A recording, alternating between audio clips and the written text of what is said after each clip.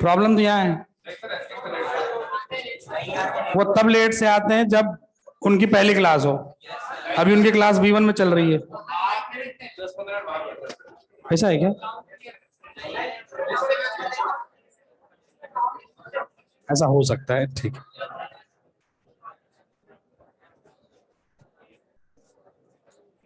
चलो भाई भाई, बातें नहीं, फटाफट बैठ जाओ। पहले वो इंटीग्रेशन वाला पोर्शन खत्म करें। क्या क्या बचा हुआ है बताओ? क्या हॉलो कौन हो चुका था? हेडिंग डालो, centre of mass of uniform solid कोन। फटाफट हेडिंग डालिए, centre of mass of uniform solid कोन।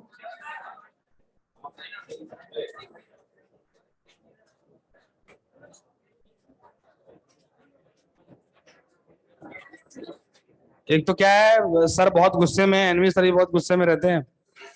क्या कुछ बच्चे क्लास वाला यूट्यूब पे वीडियो आया ना, इसलिए कुछ बच्चे क्या क्लास छोड़ते हैं ज्यादा। उससे क्या खास सिस्टम में काफी नाराजगी है, टीचर्स गुस्से में। आप क्या क्लासेस ना छोड़ो, किसी फैकल्टी क्लास नहीं छोड़नी है, इस बात को आप समझो। या तो आप एक काम करो, अगर आपको लग रहा है कि आपको आता है तो बढ़िया बिस्तर बांध के घर चले जाओ, ये काम कर सकते हैं आप। और आपको आता नहीं है, मेरे को पता है, जब आप टेस्ट देते हो तो आपके रिजल्ट हम सभी लोग देखते हैं।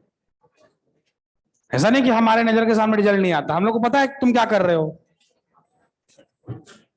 तो एटलीस्ट अगर एडमिशन लिया आपने तो प्लीज पढ़ें, क्लास ना छोड़ें,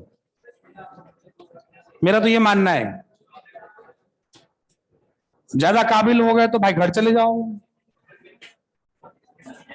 और अगर आप क्लास छोड़ रहे हैं, जो लोग क्लास छोड़ रहे हैं ना, उनसे आप पूछो एक बार, वो 4 सवाल का ठीक से जवाब नहीं दे पाएंगे, वो नहीं दे पाएंगे वो जवाब। और मेरे को पता नहीं कि मिल क्या रहा है, उनको समझ में नहीं आ रहा है। एक बार जेई का एग्जाम, ये ऐसे नहीं 5-10 तत्व हैं ऐसे, बस एक बार जेई का एग्जाम हो जाएगा और जब लिस्ट में नाम नहीं आएगा, फिर सोच के देखो कि तेरा होगा क्या, उसमें कितना अच्छा फील होगा, तुमको सोच के देखो। क्लास करोगे नहीं, होमवर्क करोगे नहीं, बाद में रोगे सर हमको समझ में नहीं आता है। तो अब अगर गलती से आ गए बोलने सर हमको समझ में नहीं आता है, तो सभी लोग ऐसे ही करने वाले हैं। अगर आप आ गए कि सर हमको समझ में नहीं आता है, तो पहले तो आप प्रूफ दो कि आपने पूरा क्लास अटेंड किया है कि नहीं किया है। नोट्स दिखाओ सबसे पहले आप। नंबर 2, होमवर्क कराए कि नहीं करा आपने, वो दिखाओ। वो प्रूफ देती तो हम तुम्हारी बात सुनेंगे कि हम तुमको क्यों नहीं समझ में आता है। ऐसे अगर आप मान लो 1-2 क्लास बंक कर गए, होमवर्क नहीं किया और फिर आप मेरे को समझ में नहीं आता, फिर तो आपकी बात ही नहीं सुनी जानी चाहिए। क्यों सुनी जानी चाहिए फिर? कोई भी आप जो जिस चीज की तैयारी कर रहे हो, फिजिक्स हो, केमिस्ट्री हो, मैथ्स हो, ये ऐसे सब्जेक्ट्स होते हैं जिसमें आप एक लेक्चर मिस कर रहे हो, इसका मतलब आगे के 3-4 चैप्टर बर्बाद कर रहे हो, सीधी सी बात है। सारे इंटरकनेक्टेड टॉपिक्स होते हैं। और अगर कोई टॉपिक आपको आता है, ड्रॉपर में ऐसा भी सिचुएशन आया है, ऐसे बच्चे भी आते हैं, सर ये चैप्टर मेरा पढ़ा हुआ है। भाई साहब अगर सही में पढ़ा हुआ होता तो तुम यहां नहीं होते। ये आपका भ्रम है कि आपका पढ़ा हुआ है। तुम्हारा अगर पढ़ा हुआ होता तुम आज जेई में होते। तेरा कुछ भी नहीं पढ़ा हुआ है। ये क्या चीज है आप लोगों का? भ्रम है, भ्रम, कि मेरा सब पढ़ा हुआ है।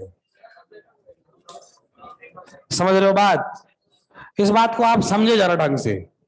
चीजें टफ आएंगी अब 110%, नो डाउट। इसमें कोई, मैं ऐसा नहीं बोल सकता हूं कि अब आसान चीजें आएंगी। चीजें अब टफ तो अब चालू आएंगी। सेंटर ऑफ मास हो, रोटेशन हो, वेव्स हो, उधर 12th वाले टॉपिक में आप देखो तो आपका क्या ऑप्टिक्स के बाद आएगा इलेक्ट्रोस्टैट, मैग्नेटिज्म। सारी टफ चीजें तो अब आएंगी। अभी आई कहां है टफ चीजें?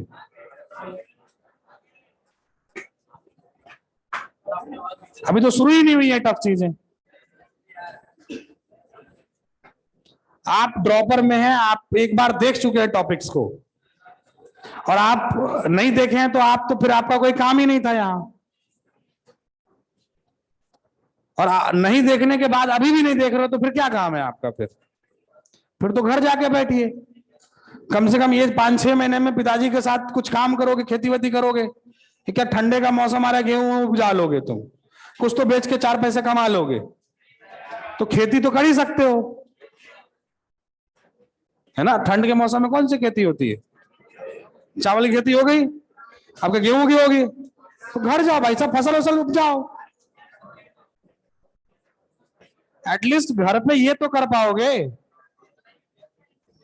यहां जो रह के आप महीने का 15-20 हजार बर्बाद कर रहे हो, यहां भी तो पैसे लग रहे कि नहीं लग रहे हैं? हॉस्टल चार्ज, रहना खाना, बाकी आपकी अपनी अय्यासी, उसके अलग खर्चे हैं, अय्यासी ही हो रही है वो तो। अगर आप नहीं पढ़ाई कर रहे हैं और फिर भी पैसे बर्बाद करो तो अय्यासी बोलते हैं उसको। आप तो घर पे पिताजी को बोलते हो किताब खरीदना है, खरीदना तो कुछ और है यहाँ पे। उनको थोड़ी पता है कि तुमको बुक खरीदना है। उनको उनको आप आराम से ब्लैकमेल कर सकते हो।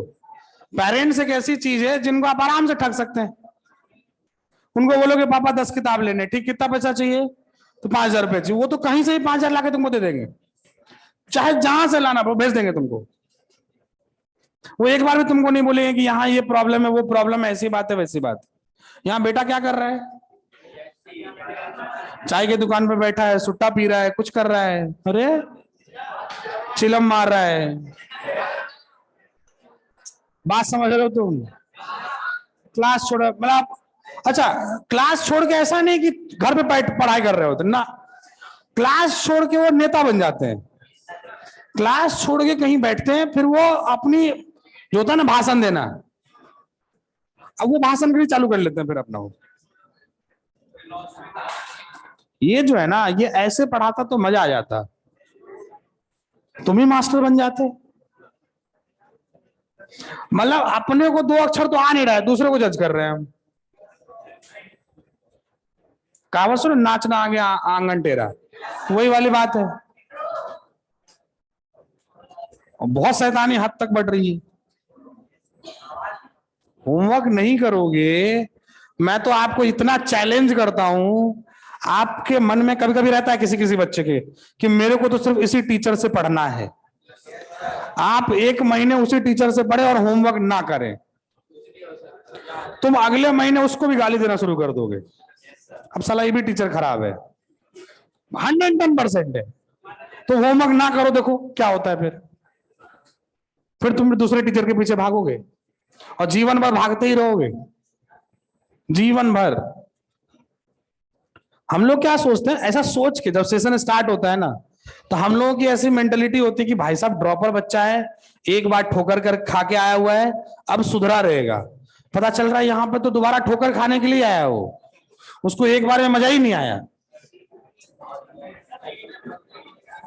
आओ मिलके सब ठोकर खाएं, वो भी अकेले नहीं। अब जिसको अकेले ठोकर खाना है ना, अब होता क्या, जिसको समझ में नहीं आता है ना कि अब उसने सोच लिया कि मेरे को नहीं पढ़ना है, तो फिर वो अकेले नहीं पढ़ेगा, फिर वो अपना गैंग इकट्ठा करेगा और दूसरों को समझाएगा, देखो इसमें कुछ नहीं रखा है, तुम तो क्या करो, क्लास व्लास छोड़ो, ये बुक बना लो, बस तुम्हारा जेई तो पक्का हो जाएगा। क्यों? पता है, ये जो टॉपर था ना, वो ये बुक बनाया है। उसको ये नहीं पता है कि टॉपर ने ये बात इसलिए बोला है कि उसको 10 लाख रुपए मिलेगी ये बुक बनाओ, इस बात को थोड़ी पता है उसको। कोई बुक की प्रमोशन करने के लिए उसको पता है। तो अब आप अगर टॉपर बन जाओ तो आपके पास 1000 लोग आते हैं कि बोल दो कि यहाँ इसका टेस्ट सीरीज ले लो, तुरंत अकाउंट में 10 लाख पहुंच गए। उसको ये थोड़ी पता है कि उसको बोलने के लिए पैसे मिल रहे हैं। अरे समझ रहे हो कि नहीं समझ रहे हो? ये चीज है, ये उसको पता नहीं। वो तो सिर्फ टॉपर ये बनाया है, तो उसको बनाएंगे तो हम भी टॉपर बन जाएंगे। उसको ये नहीं पता कि टॉपर रेगुलर क्लास किया, रेगुलर होमवर्क किया, वो नहीं फॉलो करना है, वो गलत बात, वो थोड़ी फॉलो करेंगे। हम अपने हिसाब से जो सूट करे ना उसको फॉलो कर लेंगे, और जो जो बात अपने को तकलीफ देगी उसको क्यों फॉलो करेंगे हम? उसको फॉलो करने से थोड़ी कुछ मिलेगा अपने को। और फिर क्या करते हैं, दूसरों का ब्रेन वॉश। इसलिए जब आप ओरिएंटेशन में आते हैं तो ओरिएंटेशन में सबसे पहले आरआरडी सर भी होंगे, एनवी सर, सब आप लोग को यही बात समझाते रहते हैं कि कोटा में पढ़ने वाले से ज्यादा भटकाने वाले हैं। आपको सबसे पहले भटकाने वालों से दूर रहना है। उससे अगर दूर हो गए तो आपका जेई में हो जाएगा। मेन वही तत्व है। कहावत सुने हो, शिकारी आएगा, जाल बिछाएगा, दाना डालेगा, धोखे से उसमें फंसना मत। वो तत्व वही शिकारी है और आपको फंसना नहीं है उसमें। फंस गए तो गए काम से। जब फंसना ही था तो साला किसी और के चक्कर में फंसते। इतने बुरे दिन आगे कि इनको चक्कर में फंसेंगे अपन। बात समझ रहे हो, समझ रहे हो तुम? कोई गलत बात नहीं बता रहा हूं मैं आपको। ये ऐसे तत्वों के चक्कर में ना पड़े आप। और वो तत्व को कैसे आइडेंटिफाई करोगे? कुछ कुछ बच्चे ऐसे होंगे ना, देखो इसी से पढ़ोगे तो जेई होगा, समझ लो बात, उससे दूर हो जाओ। इस बात को आप समझें। टीचर टॉप नहीं करा सकता है, आप इस बात को समझो। टीचर टॉप बिल्कुल नहीं करा सकता। टॉप बच्चा अपने आप को खुद करवाता है। अगर सिर्फ टीचर टॉप करवा रहा होता तो कोटा से हर साल टॉपर आ रहे होते। कोटा में बेस्ट टीचर्स हैं। ऐसा होता है क्या? बच्चा अपना सिलेक्शन खुद करवाता है। आप समझो, बच्चा अगर सीरियस हो तो अपने आप को टॉप करवा लेगा। कंटेंट सबका सेम है, वही कंटेंट पढ़ना है आपको, ढंग से पढ़ोगे हो जाएगा। बहुत सारा बच्चा तो बिना कोचिंग के भी पढ़ के जेई क्लियर कर रहा है कि नहीं कर रहा है? कैसे कर रहा है? वो तुम्हारी तरह बगैती करके कर रहा है क्या? वो घर पे आप देखोगे ना, बिहार के अंदर यूपी के अंदर ज्यादा दिखेगा आपको। बिहार यूपी के अंदर क्या होता है, जो लोकल कोचिंग वाले होते हैं ना, लोकल मास्टर्स होते हैं जो इंडिविजुअल पढ़ा रहे होते हैं, उसको कोई नहीं जानता दुनिया वाला। उसके पास जाता है बच्चा, पहले दिन मान लेता है यही मेरा भगवान है, ये जो बोलेगा ना सही बोलेगा, इसकी बात मानूंगा मैं, खत्म। गलती से वो R/2 को R/3 बोल देता है, वो भी मान लेता है। वो उसके लिए कंप्लेन करने नहीं जाता है। वो किताब पढ़ता है, ढंग से करता है, अपना करेक्शन कर लेता, बात खत्म। उसने मन में बिठा लिया कि ये मेरा भगवान है, ये जो बोलेगा ना मैं पढ़ूंगा। तो उसका क्या, एक साइकोलॉजिकल इफेक्ट खत्म हो गया उसके दिमाग से। अब उसका ब्रेन जो है शांत हो गया, ये पढ़ाएगा तो हमको समझ में आएगा। अगर ये रेडी हो गया ना समझने के लिए कि हमको ये पढ़ाएगा तो मैं समझ में आएगा मुझे, तो तुमको समझ में आएगा। और वो जेई क्लियर कर लेता है वहां बैठे बैठे। ना उसको कोई कंटेंट मिलता है, ना उसको इतनी डीपीपी मिलती है। वो सिर्फ एक ही बुक सॉल्व कर रहा होता है। जैसे मैं अगर बोलूं एचसीवी सॉल्व कर रहा होता है, या आप जाओगे बिहार के अंदर जाओगे तो केसी सिन्हा सॉल्व कर रहा होता है। कुछ बुक्स हैं मैथ्स में, 2-3 बुक्स हैं वो कर रहा होता है।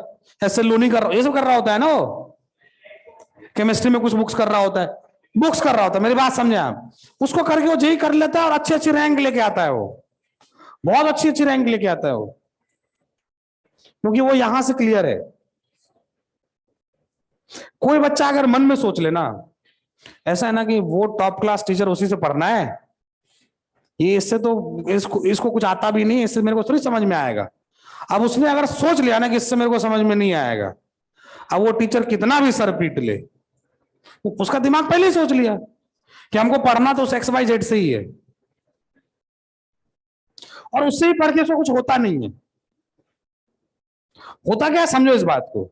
अगर आप मान लो कोई XY टीचर है किसी सब्जेक्ट में, आपने मन में बिठा लिया कि उससे मैं पढ़ूंगा ना तो मेरे को समझ में आ जाएगा, तो दिमाग आपको बेवकूफ बनाता है। फिर आप उसे क्लास में बैठे, आपको कुछ नहीं भी आया ना तो आपको लगेगा हाँ मेरे को आ गया। आप बेवकूफ बन गए खड़े खड़े वहीं पे, मैं बता रहा हूं, खड़े खड़े बेवकूफ बन गए, आपको लग गया मेरे को आ गया।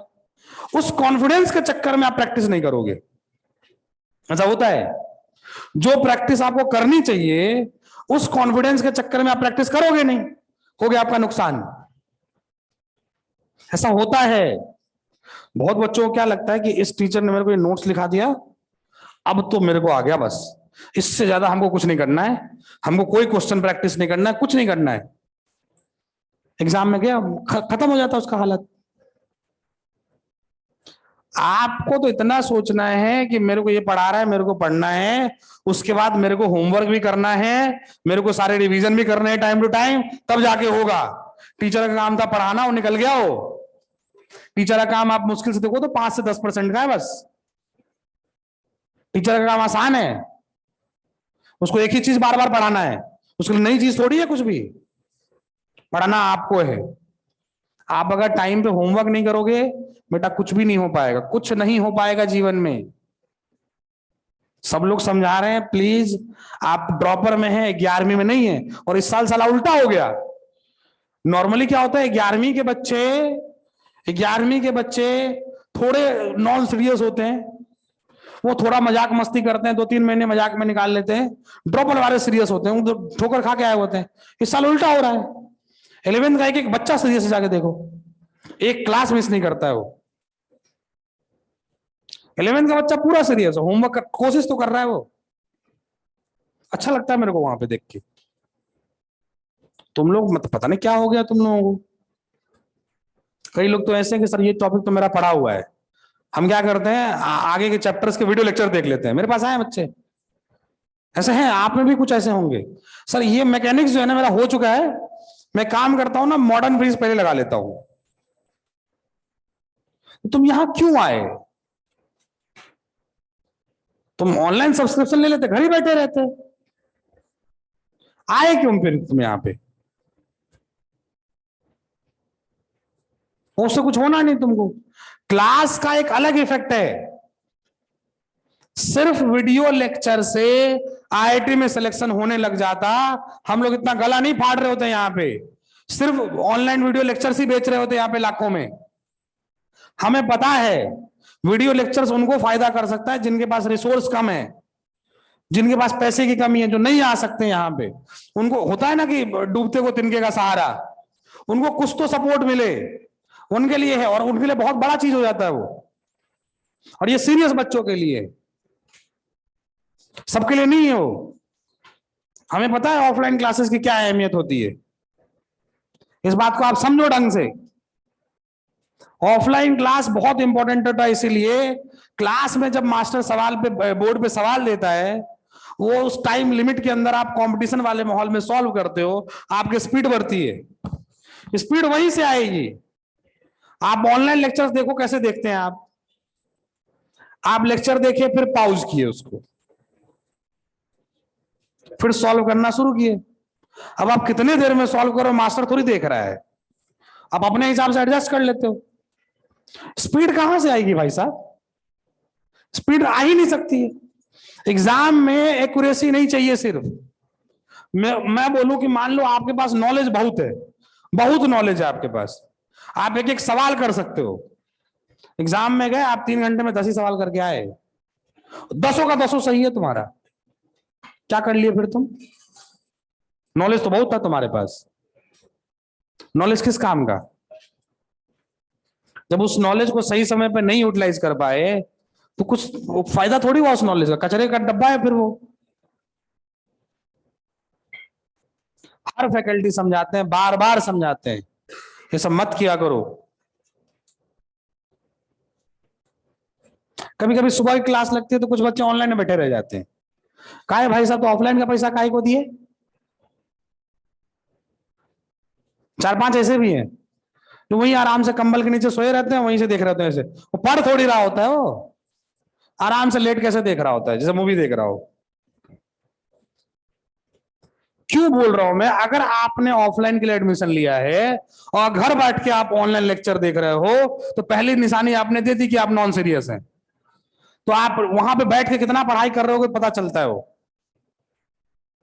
मैं उनके लिए नहीं बोल रहा हूं जिनके पास रिसोर्स नहीं है और घर बैठ के किसी मजबूरी में ऑनलाइन लेक्चर लिए हैं, वो तो पढ़ रहे होंगे। बट आप ऑफलाइन सब्सक्रिप्शन लेके भी ऑनलाइन लेक्चर्स देख रहे हो, तो आप क्या कर रहे हो तो आप ही जानो।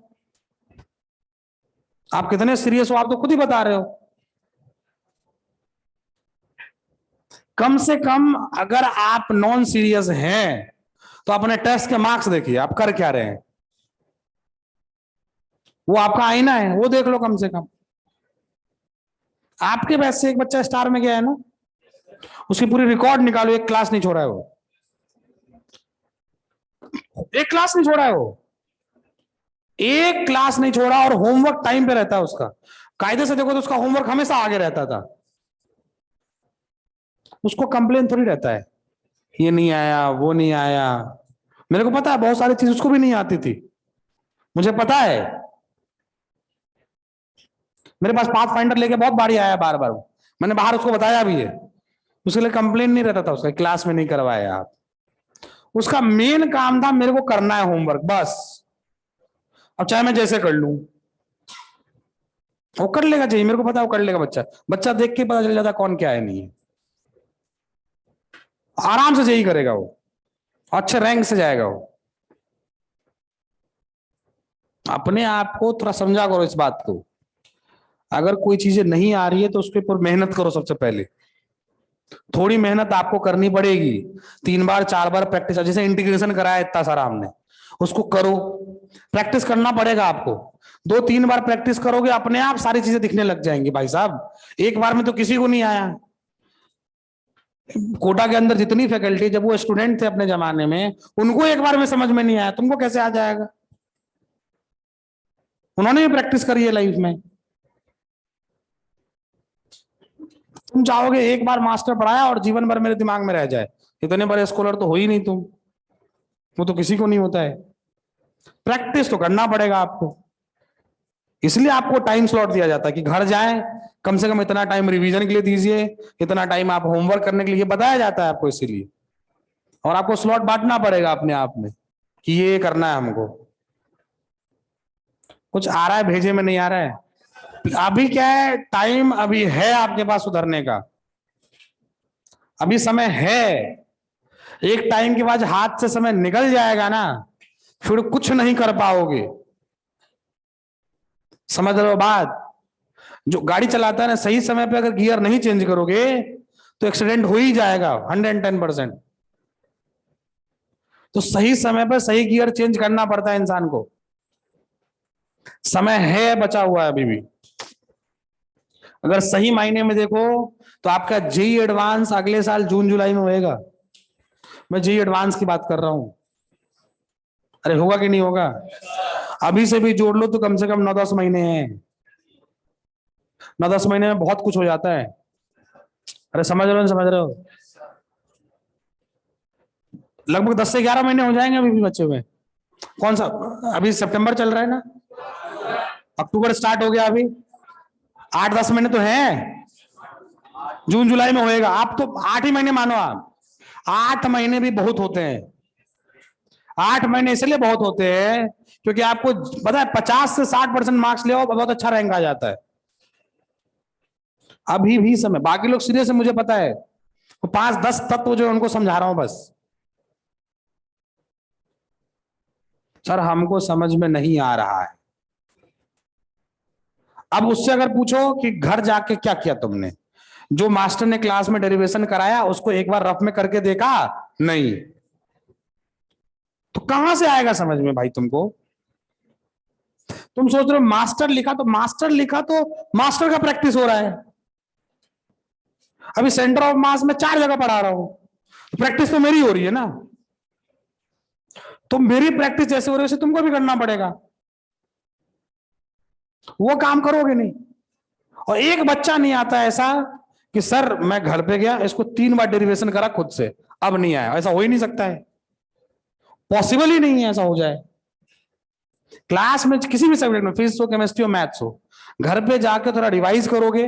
जो आपको थोड़ा कैलकुलेशन वाला पोर्शन लग रहा है, कॉन्सेप्चुअल चीज समझ नहीं है, जो आपको कैलकुलेशन वाला पोर्शन लग रहा है, कैलकुलेशन वाला पोर्शन को ऐसे देख नहीं सकते आप आईने की तरह, उसको पेन चला के रफ में सॉल्व करना पड़ेगा आपको। हाँ, तो आपको फील आएगा कि हाँ ऐसे मास्टर ने किया था, अब मेरे को आ गया। समझ रहे हो कुछ है कि नहीं समझ रहे हो? ये करना ही करना पड़ेगा, चाहे कुछ भी कर लो आप। नहीं तो क्या, दुनिया का कोई टीचर आपको नहीं करा सकता सक्सेस, फिर कोई भी नहीं करा सकता फिर।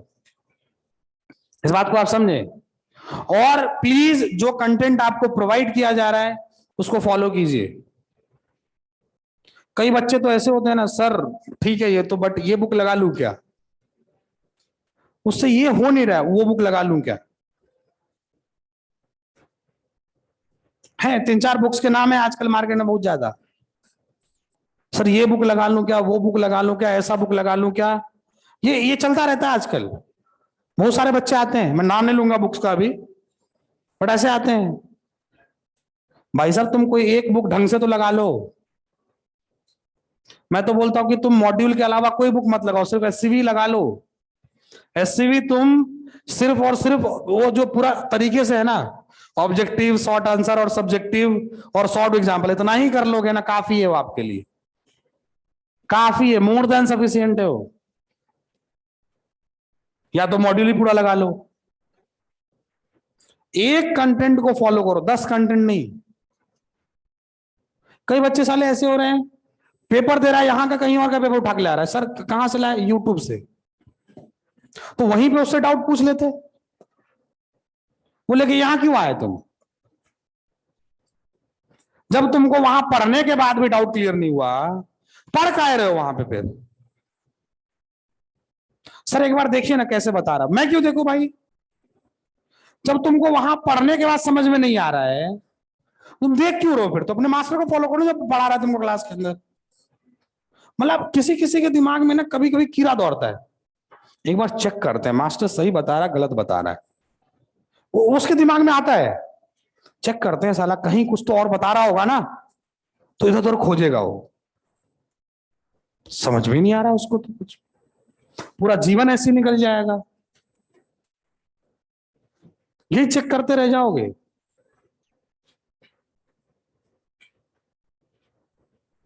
मतलब डाउट होते रहता है उसको, समझ में नहीं आ रहा भाई, और होमवर्क कुछ नहीं करेगा वो। अब मैं गुस्सा इसलिए आता है कि 3-4 दिन होमवर्क डिस्कशन का नाम लो ना, और पूछोगे कितनों से नहीं हुआ तो 4 हाथ उठेगा, कितनों से हो गया तो 10 हाथ उठेगा, तो बाकी बच्चे क्या करके आए तुम फिर। अगर आप होमवर्क नहीं कर रहे हैं तो प्लीज आप सुधर जाइए, नहीं सुधर रहे हैं घर जाके खेती वेती करो, एक ठेला वाला खरीदवा लो पिताजी से, पकौड़ों करो तो लो, अच्छा कमाई चल रहा है आजकल उसमें, अच्छा बिजनेस चल रहा, भाई चाय वाय बेचोगे अच्छा पैसा कमा लोगे, इस बात को समझो आप। तुम्हारे लिए आईआईटी वाईटी बहुत बड़ी चीज है, नहीं हो पाएगा तुमसे फिर। अभी से क्या, अभी कर लोगे तो 2 साल में धंधा जम जाए तुम्हारा, तो जब तक तुम्हारा दोस्त बीटेक कर रहा होगा तुम सारे लखपति करोड़पति बन गए होगे, ये झूठ नहीं बोल रहा हूं मैं।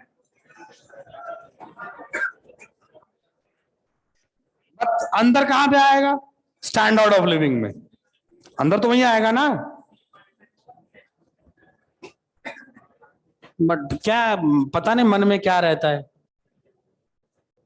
ये बार बार मैं हर बच्चे को समझा रहा हूं मैं, आप अगर शुरुआत के 3-4 चैप्टर्स में होमवर्क नहीं करोगे, ये 110% है, बाकी के सारे चैप्टर्स का होमवर्क आप नहीं कर पाओगे, क्योंकि आपका इंटरेस्ट ही खत्म हो जाएगा फिर। वो जो लय लाने में टाइम लगता है ना, वो शुरुआत के 4 चैप्टर में अपने आप को फ्लो में लाना पड़ता है, होमवर्क हैबिट होती है एक वो। और जो बच्चा शुरुआत का 4 चैप्टर अच्छे से होमवर्क किया है ना, 5वें चैप्टर में उसको अपने आप खुजली होगी, तो मेरे को तो होमवर्क करना है, साला मेरे छूटा हुआ पोर्शन है। अभी बहुत बच्चे ऐसे होंगे इसमें, मेरे को पता है, जो होमवर्क नहीं किया है ना शुरुआत के 3-4 चैप्टर, तो उसको ऐसा फील हो रहा होगा आगे, जब आगे वाला चैप्टर चल रहा होगा तो उसको पता नहीं पड़ रहा होगा। क्या हुआ बालक इधर, क्या तुमको रिकॉर्डिंग करानी है क्या अपनी अब, तो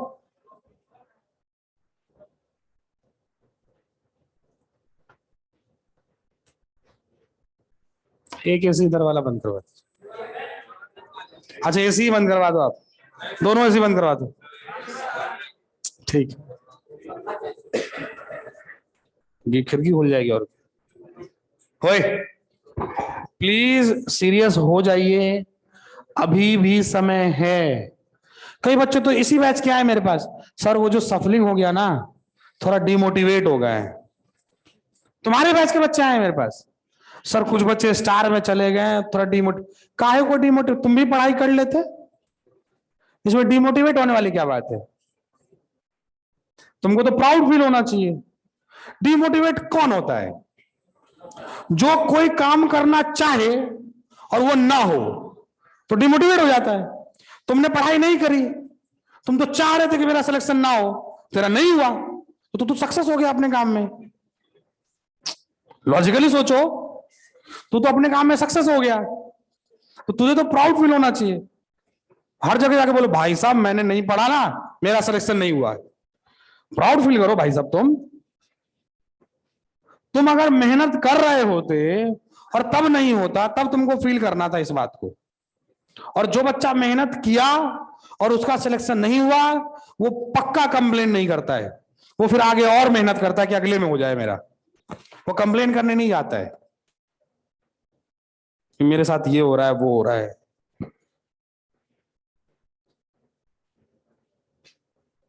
एक बार बताओ, बचपन में जब अ सीख रहे थे, एक दिन में समझ में आ गया था क्या? ABCD सीख रहे थे, एक दिन में आ गया था? उसके लिए बहुत थप्पड़ पड़े हैं तुमको। वो ABCD सीखने के लिए बहुत थप्पड़ पड़े हैं, उसके लिए बहुत प्रैक्टिस करी गई है। वो छोटी सी चीज सीखने के लिए इतनी प्रैक्टिस करनी पड़ रही है। तुम IIT का एग्जाम देने जा रहे हो, तुमको लग रहा है ऐसे फिल्म देखते रहेंगे आ जाएगा। मजाक चल रहा है क्या? थी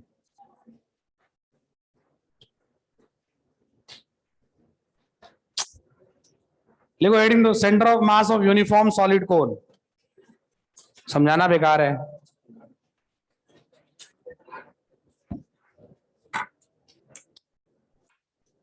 मेरे को कोई शौक नहीं है बीच क्लास में क्लास लेने का, ये टाइम स्लॉट बीच में। मैं या तो शुरू में या तो लास्ट में, अच्छा लगता है मेरे लिए। या तो सुबह 7 बजे वाली क्लास अच्छी रहती है, थोड़ा मन साफ रहता है। बट प्लीज ऑनलाइन अगर आपने ऑफलाइन सब्सक्रिप्शन लिया है तो ऑफलाइन पढ़ो, ठीक है? पहले इंटीग्रेशन तो खत्म करें। क्या लिखा? Centre of mass of. और पढ़ाई से ज्यादा इंपॉर्टेंट है डिस्कशन। पढ़ाई इंपॉर्टेंट है 20%, 80% तो डिस्कशन है। वहां आपका टेस्ट होता है कि सवाल आपसे बन रहे नहीं बन रहे। समझ रहे हो? अब 90% बच्चे क्या करते हैं, डिस्कशन में आराम से सोते रहते हैं। बढ़िया चल रहा है तुम्हारा तो क्या कहें। Centre of mass of uniform solid कोन। अच्छा, सॉलिड कोन है तो सिग्मा डिफाइन करूं रो डिफाइन करूं? अपन रो डिफाइन करेंगे, बहुत अच्छी बात। मान लें ये कोन है, ये कौन है? H height. कितना हाइट? H height. इसका रो दिया हुआ है, रो है मतलब अंदर भरा हुआ है। क्लियर? सिर्फ H दिया और कुछ भी नहीं दिया। बताओ, ये मान लो y एक्सिस, तो सेंटर ऑफ मास x में होगा, y में होगा, z में होगा। x और z तो खत्म हो गए। एक तो पक्की बात है कि x COM यूनिफॉर्म है तो 0, और z COM कितना हो जाएगा बोलो? 0। अपने को निकालना है y COM। अगर ये पूरा का पूरा भरा है तो कैसा एलिमेंट ले? याद कर, भरा हुआ कटोरी, क्या y पे जाके dy, भरा हुआ कटोरी याद करो। साइड वाला एरर बर्दाश्त कर सकते हैं बट बीच वाला एरर बर्दाश्त। तो y पे जाके अगर आप dy लोगे, y पे जाके अगर आप dy लेते हैं, थिकनेस ये dy है, ये काट के अगर बाहर निकालोगे तो क्या निकलेगा बाहर? क्या डिस्क बाहर निकलेगा? मान लीजिए इसका रेडियस है r, कितना है? अब समझो इस बात को जरा ढंग से, ये r है, ये y है। क्लियर? 2 मिनट के लिए मान लो ये एंगल है थीटा, कितना है?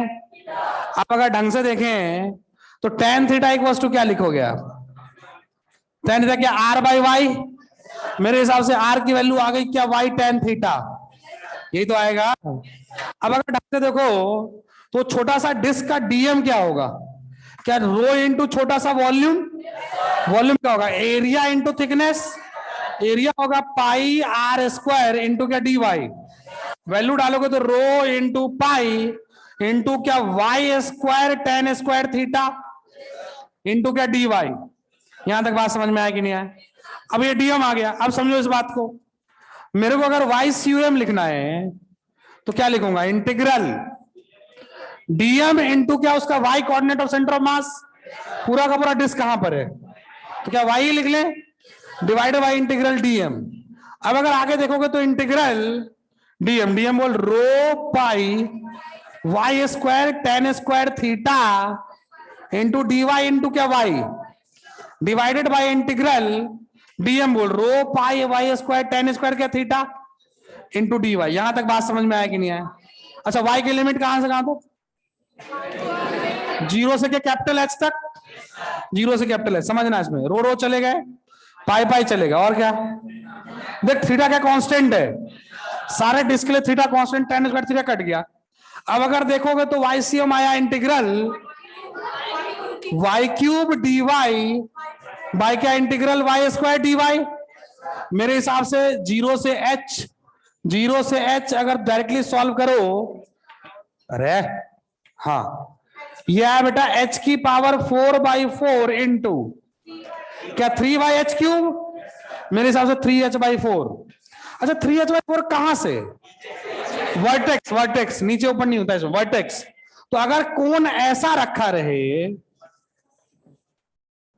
अगर कोण ऐसा रखा रहे और फ्रॉम बेस पूछे आपसे, तो सेंटर ऑफ मास कहां पे होगा? h/4 की 3h/4। तो भाई साहब यहां से h/4 दूरी पर क्या सेंटर ऑफ मास है, तो ऊपर से अपने आप 3h/4 आएगा। तो from vertex it is 3h/4 and from base it is, क्या बात क्लियर है? अच्छा, हॉलो कोण का कितना था? फ्रॉम बेस h/3, और सॉलिड कोण का, किसका सेंटर ऑफ मास ऊपर है? खाली वाले का, भरा हुआ का? खाली वाले का, खाली वाले का सेंटर ऑफ मास ज्यादा ऊपर है। समझ में आ रहा है? लिखो रीजन, ये कैलकुलेशन करा अपन कैलकुलेशन तो करा है ना। ये सॉलिड है, सॉलिड मैं लिखता हूं पहले, ये हॉलो नहीं है, सॉलिड है। हाँ, अब अगर एल पे जाके डीएल लेते, सुनो मेरी बात, अपने को गलत तरीका नहीं अपनाना है। डीएल, ये डीएल, बट बाकी डिस्क तो डीवाई है। तो डीएल आप पूरे के पूरे डिस्क में लगाना चाह रहे हो, एरर बढ़ जाएगा, एरर बढ़ जाएगा उसमें। सॉलिड वाले में आप ध्यान रखना, वाई पे जाके डीवाई ले लिया करो।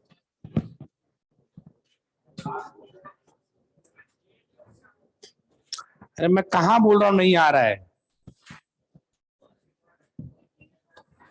64/16 का आंसर भी 4 ही होता है।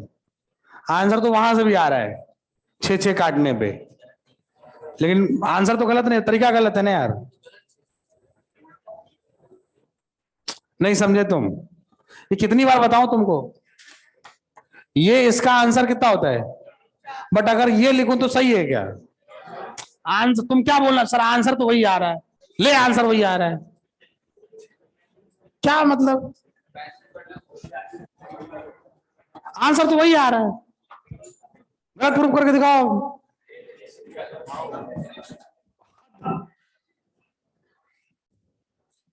प्लीज। हाँ,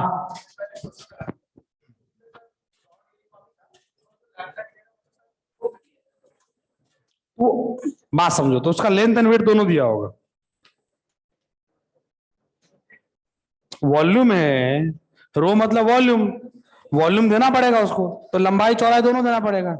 वो आपको क्यूबॉइड के फॉर्मेट का होगा रॉड, 110% होगा, वो आएगा मिक्सिंग प्रॉब्लम क्यों? अभी हमने करा है हर अलग अलग बॉडीज का सेंटर ऑफ मास कैलकुलेट। अब अपन क्या करेंगे, सारे को मिक्स करेंगे। मिक्सिंग प्रॉब्लम, जो मिसलेनियस प्रॉब्लम होता है, रॉड को सर्कल से जोड़ दिया, स्फीयर को कोन से जोड़ दिया, ऐसे मिक्सिंग प्रॉब्लम करेंगे। फिर आइसक्रीम बनाएंगे अपन, कोन के ऊपर थोड़ा आधा कटोरी डालेंगे, बहुत कुछ करेंगे इसके अंदर, तो बहुत सारी चीजें आएंगी इसमें मिक्सिंग वाले प्रॉब्लम में। अभी खत्म नहीं हुआ है topic, calculation of centre of mass में एक लेक्चर और लगेगा अभी, उसके बाद खत्म करेंगे। उसमें कैविटी प्रॉब्लम आएगी, बहुत सारी चीजें आएंगी, सीखेंगे अपन। सुने मेरी बात आप, ये लॉजिक समझ में आया क्या? इंटीग्रेशन का लफड़ा यहीं तक था जहां से आप डर रहे थे। सेंटर ऑफ मास में इतना ही इंटीग्रेशन है। अब एक छोटा सा इंटीग्रेशन आएगा रॉकेट प्रोपल्सन में, उसको निपटा लेंगे, छोटा चीज, बट कैलकुलेशन वाला पोर्शन यही है। इसका डेटा आपको यूज करना है, सीधी सी बात है, समझ गए? अगला टॉपिक बहुत आसान सा टॉपिक आएगा, इसमें ज्यादा टेंशन नहीं है, अभी ये इतना है बस। मॉड्यूल निकालो, मेरे को डिस्कस करना है। मैंने बोला था लास्ट डे, इसके बाद अपन डिस्कस करेंगे। टेस्ट से पहले अपने को मॉड्यूल निपटाना है, मेरे को, मुझे मॉड्यूल निपटाना है भाई साहब। टेस्ट से पहले मेरे को मॉड्यूल निपटाना है, इसको मेरे को बैकलॉग नहीं रखना है। इसको बैकलॉग बहुत गलत चीज है, प्लीज बातें नहीं। आज के बाद ये शैतानी तुम्हारे बैच में नहीं होना चाहिए, बिल्कुल नहीं होना चाहिए। जिनको भी लग रहा है मेरा पढ़ा हुआ है, ये किसी भी क्लास में नहीं होनी चाहिए।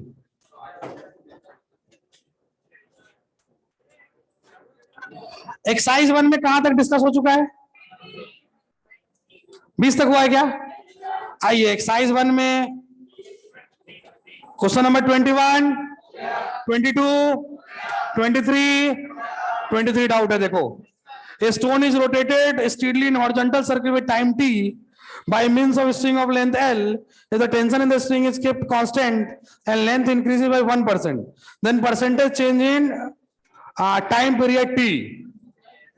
बोला लेंथ को 1% चेंज किया है। अच्छा, टाइम पीरियड पता है क्या पेंडुलम का? कितना होता है? क्या 2 पाई रूट एल अपॉन जी? आप तो समझो कि 2 पाई रूट एल बाई क्या जी? तो ये मान लो टी नॉट है, इनिशियल टाइम पीरियड। बाद में जो टी फाइनल है वो हो गया 2 पाई रूट एल को कितना बढ़ा दिया हमने? 1%। मतलब कितना हुआ? 1.01। पहले अगर 1 था तो 1% कितना हो जाएगा? अगर मान लो पहले एल था तो बाद में हो गया 1.01 एल। 1% इंक्रीज किया है हमने। नहीं आ रहा है? 1% इंक्रीज किया है डिवाइडेड बाई, नहीं इसमें क्या जी लिख, ये तो लिखोगे। इसका एक दूसरा तरीका है एरर वाला। एरर अपन ने पढ़ा नहीं इसलिए उस पर नहीं जा रहा हूं मैं। जब एरर पढ़ेंगे तो एरर से भी सॉल्व करना सीख लेंगे, बट ये भी तरीका अपने को आना चाहिए। क्लियर? अब अगर ढंग से देखोगे तो this is 2 pi root L upon G into root under 1.01। क्या इसको टी नॉट बोल सकते हैं? आप लिख लो रूट अंडर 1.01 इंटू क्या टी नॉट। इसकी वैल्यू कैलकुलेट कर सकते हो कैलकुलेटर पे। अरे मेरे को हर तरीका आना चाहिए ना। मैं ये नहीं बोल रहा कि एरर जब पढ़ेंगे तो एरर से कर लेंगे अपन, बट बहुत बच्चों को एरर को लॉग वाला फॉर्मूला पता नहीं। ये कितना है? 1 पॉइंट, आगे भी आएगा उससे 1.0049 है। 1.00, तो 1.0049 को 1.005 मान सकते हैं। तो आपको लगभग आएगा 1.00 का 5 टी नॉट। पहले था टी नॉट, बाद में कितना हो गया? तो चेंज कितना का आया? तो चेंज आया डेल्टा टी बराबर क्या? 0.005 टी नॉट। परसेंटेज चेंज कितना आएगा? क्या 100 से मल्टीप्लाई करोगे क्या 0.5% आ जाएगा? क्या दिक्कत है इसमें?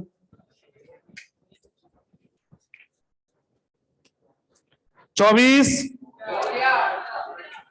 हाँ 24 में डाउट है, देखते हैं। 22 नंबर, आप पीछे क्यों चलते जा रहे हो बेटा? रेडियस 40 है, स्लिपिंग कंडीशन कहीं भी हो, म्यू जी तो म्यू जी रहेगा। यहां स्लिप हो वहां स्लिप हो, म्यू जी रहेगा। म्यू जी क्या प्रोवाइड करता है? सेंट्रीपिटल, मतलब M omega square R equal to mu G. तो आप लिखोगे एम ओमेगा 1 स्क्वायर R1 बराबर M omega 2 square into R2। Omega 1 पता है, ओमेगा 2 पता है, R1 पता है, R2 निकालना है। 23 किसका डाउट है?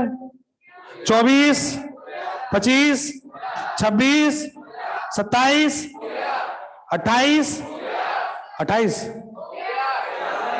28 डाउट है बच्चे का। डाउट करके याद बताऊंगा ना बेटा। ढंग से देख ब्लॉक को, अगर रेस्ट पे है तो नीचे वाला ब्लॉक एम है, इधर देख तो ऊपर टेंशन कितना लगेगा? M ji.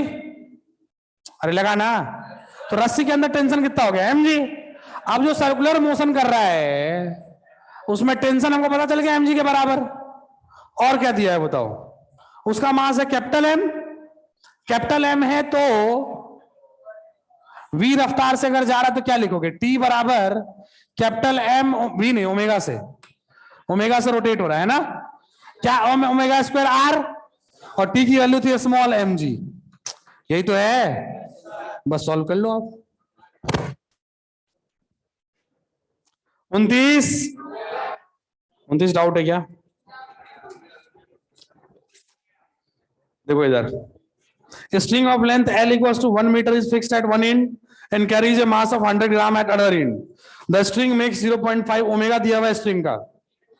What is the angle of inclination of the vertical? देखो बताता हूं उसको.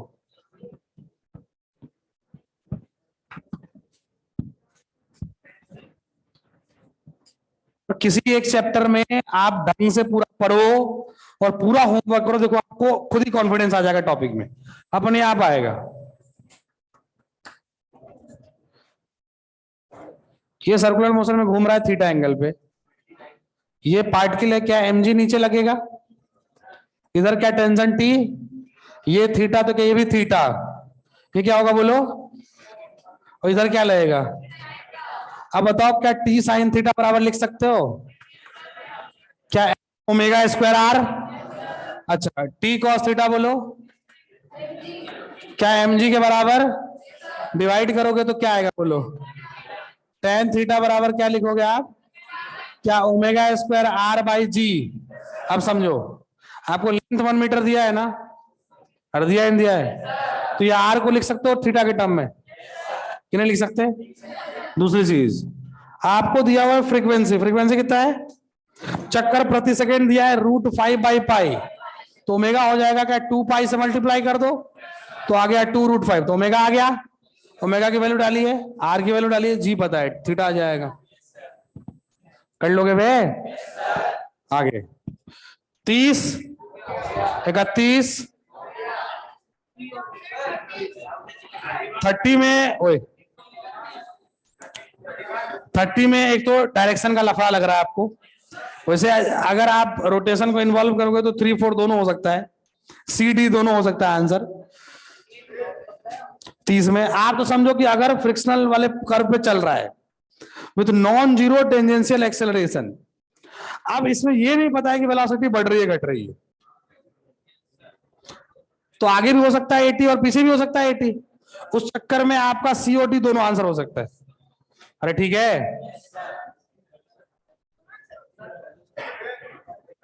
वेलोसिटी बढ़ रही है क्या? वो लिखा नहीं है ना, नॉन जीरो टेंजेंशियल लिखा है. अब वो मेरी बात सुनो, उसने बोला नॉन जीरो टेंजेंशियल. अब टेंजेंशियल एक्सेलरेशन है तो फ्रिक्शन टेंजेंशियल भी लगेगा और सेंट्रीपिटल तो है ही है. बट जब आप टेंजेंशियल लोगे तो आगे भी लग सकता है पीछे भी लग सकता है. तो स्पीड बढ़ रहा है घट रहा है वो नहीं लिखा उसने. तो एक बार फ्रिक्शन ऊपर लगेगा और एक सेंटर की तरफ लगेगा तो एक रिजल्टेंट तो ऐसे बनेगा, सी ऑप्शन. एक बार सेंटर की तरफ लगा और स्पीड घट रहा है तो फ्रिक्शन पीछे लगा तो एक रिजल्टेंट ऐसे भी हो सकता है. तो CD दोनों हो सकता है. वो भी क्लियर नहीं लिखा है. बट स्पीड बढ़ रही है घट रही है वो नहीं पता है ना, बात ही नहीं समझ. अब ठीक, इधर देख, ये सर्कल में घूम रहा है. मुझे एक बात बताओ, अगर इसकी रफ्तार बढ़ रही है तो कोई ना कोई रफ्तार बढ़ा रहा होगा ना, तो फ्रिक्शन आगे लोगे. अगर इधर लोगे तो क्या सेंट्रीपिटल इधर लोगे, तो रिजल्टेंट तो इधर आ गया आपका. पर अगर स्पीड घट रहा है तो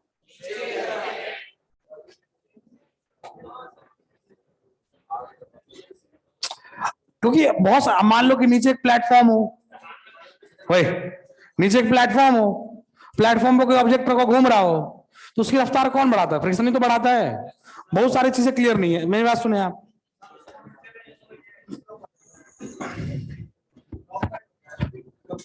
बेटा एक बात बताओ, मैं ऐसे घूम रहा हूं रफ्तार बढ़ रही है, क्लॉकवाइज एंटी क्लॉकवाइज, ठीक. मैं ऐसे ही घूम रहा हूं रफ्तार घट रही है मेरी, है तो वही anti clockwise.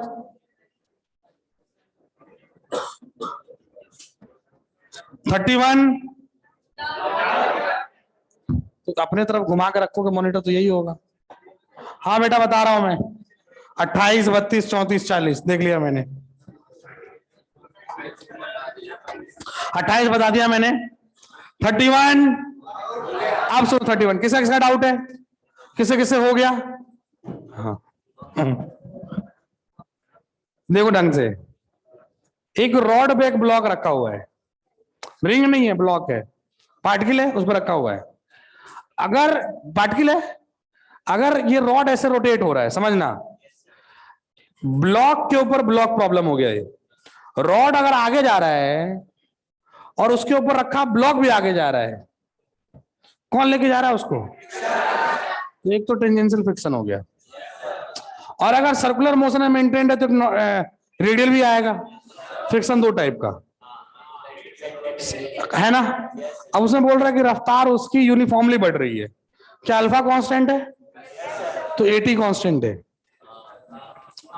Alpha constant eighty constant है ना, तो टेंजेंशियल वाला फ्रिक्शन कांस्टेंट है, बट ओमेगा बढ़ रहा है, तो क्या सेंट्रीपिटल कांस्टेंट है? सेंट्रीपिटल बढ़ रहा है। अगर एम ओमेगा स्क्वायर आर बढ़ेगा तो फ्रिक्शन ही बढ़ेगा। अब दो टाइप की फ्रिक्शन, एक फ्रिक्शन इधर, एक फ्रिक्शन इधर। क्या नेट फ्रिक्शन इधर? अब समझना, ये फ्रिक्शन हो गई। नॉर्मल क्या हमेशा इससे 90 पे लगेगा। रॉड उस पार्टिकल पे कितना फोर्स लगा रहा है?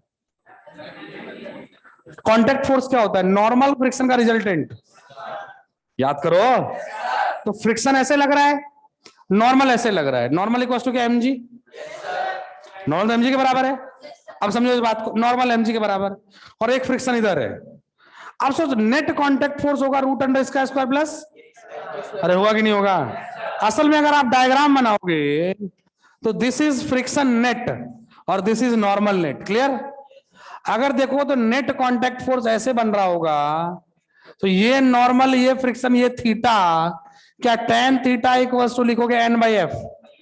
अगर ओमेगा बढ़ा तो क्या एम ओमेगा स्क्वायर आर बढ़ जाएगा, तो क्या एफ बढ़ जाएगा।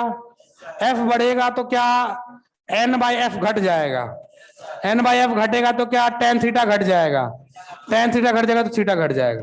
खत्म हो गया सवाल। इसका आंसर ए भी हो सकता है, पूछो क्यों? पता नहीं, ए दिया है कि नहीं दिया है? दिया है क्या? ए हो सकता है, क्यों? जब रेस्ट से चालू हुआ होगा तो इनिशियली ओमेगा 0 है, तो इनिशियल सिर्फ नॉर्मल लग रहा है। अरे लग रहा है, नहीं लग रहा है? तो एमजी के बराबर हो सकता है, और जैसे जैसे ओमेगा बढ़ेगी एमजी से बड़ा हो जाएगा फोर्स। आया कुछ? दोनों सेम है सीडी।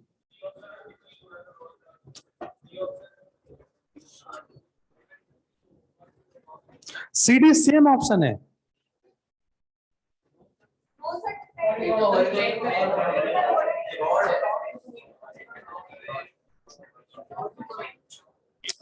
अरे इस बात को समझो आप, किसी भी टाइम पर नॉर्मल के बीच का और रॉड हमेशा हॉरिजॉन्टली ही मूव कर रहा है। इस बात को समझो आप, वो सेम ही है। 32 कितनों का डाउट है? अभी मैं देखना चाह रहा हूं, और कितनों से हो गया? पक्का? अच्छा, लिखा हुआ है टी बराबर के एस स्क्वायर। आप तो लिखिए टी क्या चीज है वहां? Tension, kinetic energy. क्या चीज है?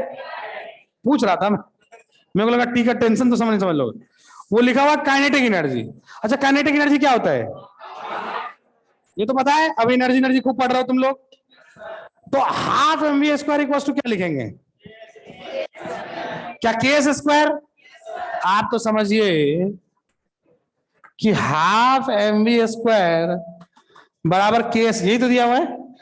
अब आगे देखो, अब मेरे हिसाब से वी स्क्वायर हो जाएगा बेटा 2k by M into K S square. तो v इक्वल्स टू आया root 2k by M into K S. तो एटी क्या हो जाएगा? DV by D by D T हो गया रूट, नहीं, या तो डी बाई डी टी लिख लो या तो V D by D S लिख लो। सॉरी, क्या ये लिख सकते हैं क्या? V D by D S है ना। V D by D S solve होगा तो आप लिखो v root 2k by M into S into क्या रूट 2k बाई एम।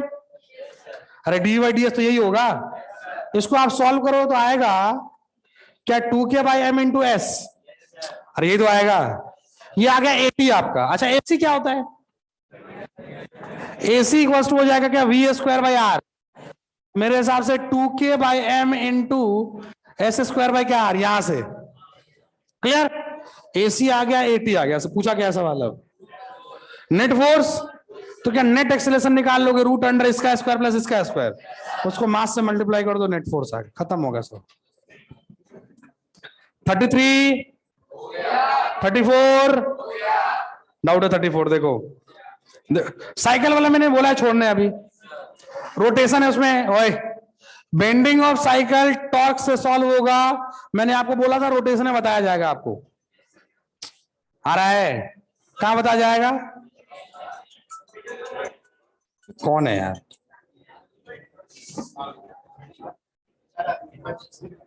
नहीं वो क्या यूनाइटेड अरब इमिरेट्स करके आता है वो बार बार मैं उठा नहीं रहा हूं, हाँ भाई नंबर दे, तुम लोग बात करो।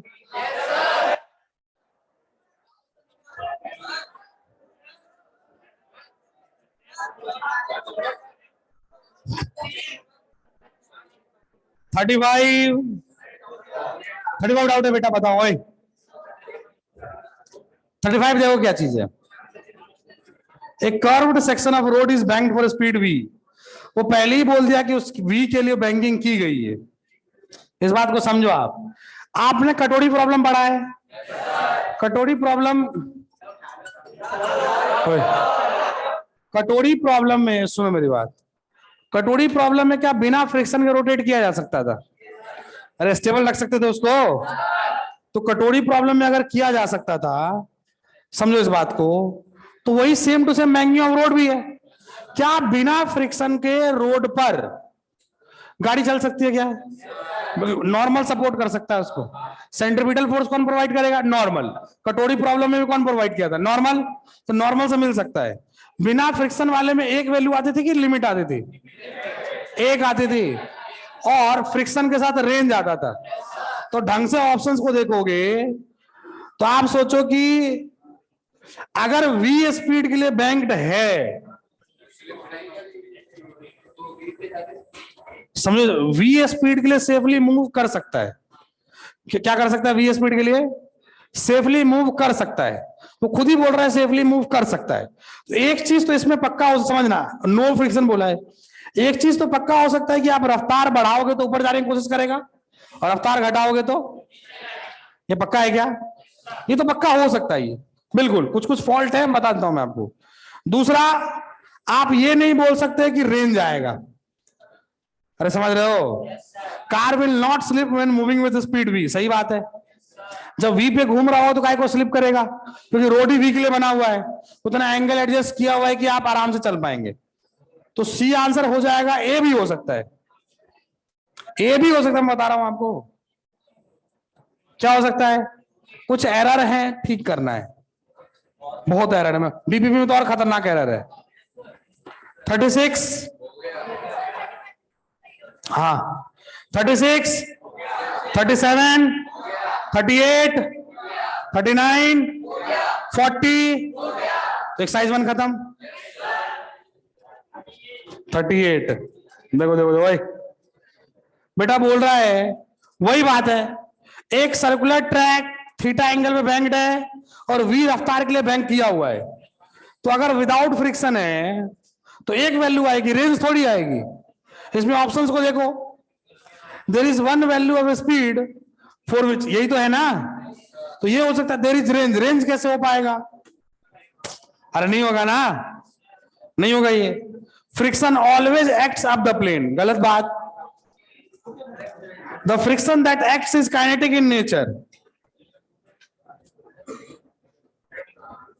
A circular track is banked at an angle theta for speed v, v के लिए banked है वो, एक रफ्तार का मतलब समझ रहे हो क्या चीज है वो थीटा एंगल किसके लिए है, जब फ्रिक्शन है या फ्रिक्शन नहीं है। अगर आपको एक रफ्तार दी जा रही है तो फ्रिक्शन है कि नहीं है, वो उसके लिए नहीं है, तो अगर नहीं है तो एक वैल्यू दी गई है, बात को समझो आप।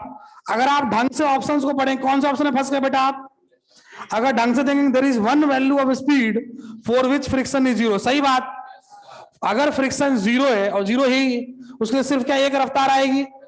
उसके बाद there is range of speed for which friction is zero. नहीं, अगर फ्रिक्शन जीरो है तो रेंज कहां से आ सकता है? फ्रिक्शन होगा तब रेंज आएगा। तो ए ऑप्शन होगा बी गलत। सी बोल रहा है friction always acts of the plane. नहीं, जब ऊपर जाना चाहेगा तो फ्रिक्शन नीचे, और नीचे आना चाहेगा तो फ्रिक्शन, ये भी गलत। The friction that acts is kinetic in nature. नहीं, जब एक ही पॉइंट पे सर्कुलर घूम रहा होता है तो यहाँ स्टैटिक लग रहा होता है, स्लिपिंग थोड़ी हो रहा होता है। खत्म हो गया आंसर। एक्सरसाइज 2 लेवल 1 क्या 10 तक हो चुका है डिस्कस? बहुत सारा हो चुका है यार। Exercise 2 level 1 question number 11 12 doubt है क्या? ऐसा सवाल कराया था यार, आज डिस्कस कर ले। मेन टेंशन इसलिए खत्म है क्योंकि एससीवी अपना हो चुका है। एससीवी हो चुका है ना, वो टेंशन दूर है अपना यार।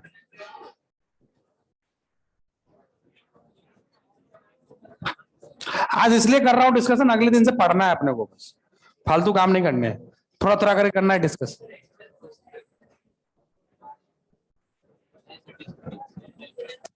एक्सरसाइज 1 में है क्या ऐसा सवाल? अच्छी बात है, क्वेश्चन एक बार पढ़ लू मैं। हाँ, स्पॉटलाइट वाला सवाल है। सुनो मेरी बात, आप तो ऐसे समझो कि यहां लाइट लगा है, यहां लाइट जा रही है। अगर ओमेगा से घूम रहा है तो यहां पे इधर की तरफ वेलोसिटी होगी ओमेगा आर। मान लो शैडो की रफ्तार है वी, ये एंगल अगर थीटा है मान लो, तो क्या इसका इधर वाला कंपोनेंट ओमेगा आर होना चाहिए? और ये तो होना चाहिए। तो इधर लिखोगे वी कॉस थीटा बराबर ओमेगा आर। खत्म। आर निकाल लोगे क्या बेटा? टेंजेंशियल वेलोसिटी ओमेगा आर, ये वी का इधर वाला कंपोनेंट इसके बराबर होना चाहिए। खत्म। वी कॉस थीटा बराबर ओमेगा आर। आप लिख लो आर की वैल्यू ये लिखो, रूट अंडर इसका स्क्वायर प्लस इसका स्क्वायर। खत्म। या ये 3 मीटर दिया हुआ है, ये थीटा दिया है, तो उसके अंदर थीटा एडजस्ट करना पड़ेगा यार। ये थीटा तो ये कितना, ये क्या थीटा, तो ये क्या हो जाएगा 90 माइनस थीटा। मतलब क्वेश्चन के हिसाब से उल्टा होगा। अगर मैं इसको थीटा मानता तो वही आंसर आता। यहां पे क्या लिखोगे बोलो? क्या वी साइन थीटा बराबर ओमेगा आर।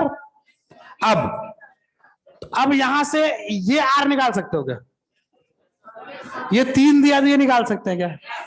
कि नहीं निकाल सकते? कितना होगा बोल? ये अगर आर है तो साइन थीटा बराबर क्या 3 बाई आर, तो आर इक्वल टू क्या 3 बाई साइन थीटा।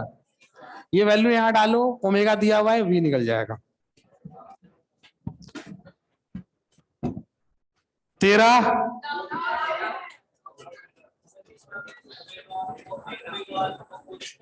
कंस्टेंट पढ़ो बेटा न्यूटन्स लॉ में। Always take the component of real velocity. Shadow चल रहा है वी से। 13 डाउट है बताऊंगा।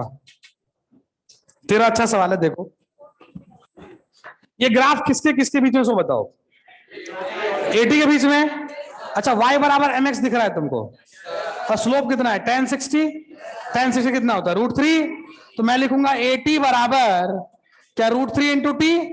सवाल खत्म हो गया। अब आपसे पूछा है time after which total acceleration makes angle 30 degree with radial acceleration. खत्म। इसको लिख लिया आप dv बाई dt बराबर क्या √3 इंटू टी। मेरे हिसाब से हो जाएगा dv बराबर क्या √3 t इंटू क्या dt। अब इसको इंटीग्रेट करोगे 0 से v 0 से t, क्या v बराबर हो जाएगा √3 बाई 2 क्या टी स्क्वायर। खत्म। तो v और t का रिलेशन आ गया। अब अपने को अगर AC चाहिए तो क्या V square by R, R की वैल्यू 1 दिया हुआ है। ये वी स्क्वायर बाई आर कितना है बोल? 1 ही दिया है ना यार। हाँ 1 मीटर दिया है। तो वी स्क्वायर कितना है बेटा बोल? 3/4 क्या टी की पावर 4। AC आ गया, AT आ गया। AT पता है, AC पता है। अगर आप डायग्राम बनाओगे, ये अगर AC है और ये अगर AT है, तो क्या रिजल्टेंट ऐसे होगा? रिजल्टेंट ऐसे होगा। तो आपसे कौन सा एंगल पूछा है? Time after which total acceleration of particle makes angle 30 degree with radial, ये 30 डिग्री है। अरे यही तो है। तो ये 80 tan 30 बराबर क्या 80 बाई AC। मेरे हिसाब से 1/√3 बराबर 80 बोल, क्या √3t डिवाइडेड बाई 3/4 t⁴, समझ गए बात? बस सॉल्व करो इसको, टी निकाल लो। क्या ये निकालने के बाद इसमें क्या ये कर लिया है?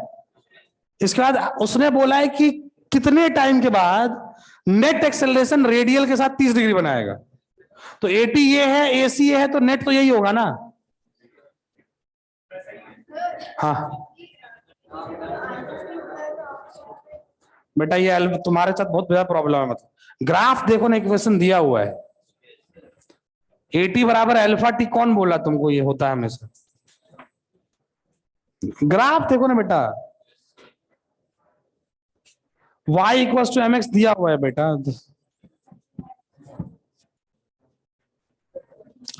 14 वही सवाल है सेम। v की वैल्यू है a√s, समझ गए? v की वैल्यू कितनी है? तो क्या उसको सॉल्व किया जा सकता है? अब आपको क्या पूछा है? Angle between total acceleration and velocity. Acceleration कैसे निकालोगे?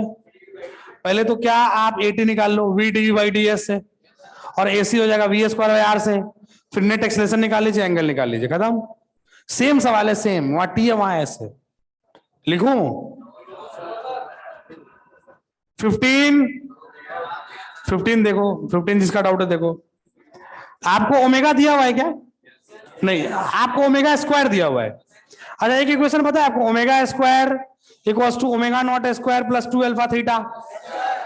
अब ओमेगा नॉट भी पता है 900, और फाइनल ओमेगा पता है 1600। दिख रहा है? नहीं दिख रहा है? और हमको थीटा ही पता है। 100 रिवॉल्यूशन मतलब थीटा मालूम चल गया। 100 इंटू क्या 2π, खत्म। नहीं निकाल लोगे टाइम? अरे निकाल पाओगे। पहले हम निकालेंगे अल्फा। क्या निकालेंगे? फिर v = u + 80 से निकाल लो, खत्म। 16 डाउट है। ए पॉइंट मूव्स, ठीक। a बराबर है तो v बराबर बेटा है 0.5t। लिखो जरा सब, किसका डाउट था? v बराबर 0.5t सवाल में दिया, मैंने लिख रहा हूं आपसे। Total acceleration covered at moment when it covered 1/10 of the circle after beginning of motion. ये बताओ, 1/10 ऑफ सर्कल घूम जाए तो एग्जैक्टली कहां पर होगा? निकाल सकते हो क्या? क्यों नहीं निकाल सकते? आप तो ऐसे समझो कि v बराबर लिखिए आप 0.5t, वहां से आप a निकाल लीजिए। क्या निकाल लीजिए? अरे क्या निकाल लोगे? Velocity as a function of time दिया हुआ है। आपका 80 आ जाएगा 0.5। कितना आ जाएगा?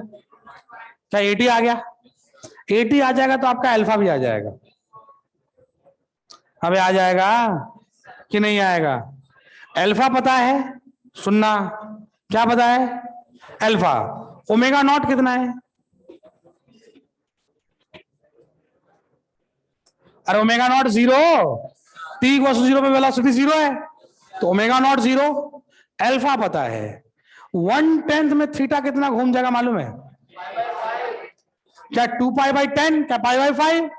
थीटा पता चल गया, ω0 पता चल गया, अल्फा पता चल गया। 3 चीजें मालूम चल गई कि नहीं चली यार? आप क्या ओमेगा फाइनल निकाल सकते हो? जैसी ओमेगा आ जाएगा तो mω²r या ω²r सेंट्रीपिटल एक्सेलरेशन आया। कुछ सेंट्रीपिटल आ गया, टेंजेंशियल आपको पता है। नहीं आया कुछ? किसको नहीं आया? देख बताता हूं, ढल्ले हो गए तुम लोग। अब बेटा t = 0 पे v = 0, तो ω0 = 0। 80 = 0.5, तो अल्फा क्या होता है? 80/4। अरे होता है ना। रेडियस कितना है भाई? लिख लो r के टर्म में, क्या दिक्कत है? तो 80 = क्या होगा बेटा? क्या 0.5 आर? और यही तो होगा। 80 आ गया आपका, ओमेगा नॉट आ गया, थीटा इक्वल्स टू है 2π/10, क्या π/5? ये तीन चीजों को यूज करके आप निकालिए ओमेगा। ओमेगा स्क्वायर बराबर ओमेगा नॉट स्क्वायर प्लस क्या 2 अल्फा थीटा। ये पता है, ये पता है, ये पता, क्या ये निकल जाएगा? ये निकला तो सेंट्रीपिटल एक्सेलरेशन हो जाएगा ओमेगा स्क्वायर क्या आर, और टेंजेंशियल कितना हो जाएगा? दिया ही हुआ है, क्या 0.5? तो क्या नहीं आ जाएगा नेट एक्सेलरेशन? और आपसे पूछा क्या है? टोटल एक्सेलरेशन, तो नेट ही तो निकालना है। 17 डाउट है? बताऊंगा। 17 आप देखो।